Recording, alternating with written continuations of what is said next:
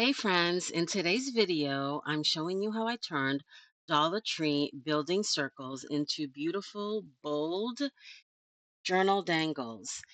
These are totally customizable and perfect for gifting, sharing, or adding to your own journal. And it's all part of the hashtag ABC, April 2025. To you, you do you. And here's a sampling of what I will be using to make these dangles in terms of supplies. A 3/4 inch circle punch. I will stamp the word smile with an ISC image a couple of times. And it's totally up to you. You don't have to, but I do enjoy distressing my edges a bit. And I punched out all six because I made six dangles, and I won't show you all those steps at the moment, but it's just easier to do it that way. Now I'm taking my Versamark embossing pad and will just apply the circle, and I will use some thick embossing powder to give it that dimension and that glow. And now I'm going to use this emboss lit Beautiful Wings by Stampin' Up! Sissix, I believe. And I will also use the Versamark ink with the thick embossing powder to give it that shine and that glow. Now you're going to take your flower die cut of choice. I'm using a Sissix die cut, and I'm going to punch three not punch, but die cut three flowers. And here you have your three die cut flowers. I did distress them and I'm folding them a little bit to give them a disheveled effect, if you will. Now I'm taking my eyelet setter, and it's up to you which hole you want to use. I'm using, I think, the 1/8 inch or the 1/16 inch. I can't recall right now, but that um, building circle has a little indentation, and that's the gauge that I use to punch my hole. And it's a little persnickety there, but I did end up adding the eyelet. And here's how it looks so that you can see. But I also want to share with you that I had to make a building circle earlier so that things would dry in time for filming.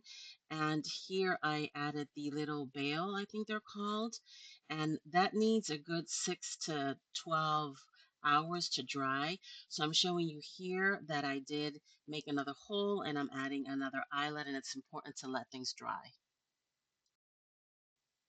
Now that I've glued the flowers, I'm pinching the center of the flowers, if you will, so that there's a bit of a lift. And I like that dimensional effect, not necessary, but just a tip.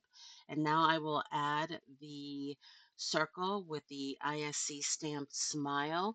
Another option that you could also use if you don't want to use glue, you can use a those dimensional dots. It's just another option for you to consider.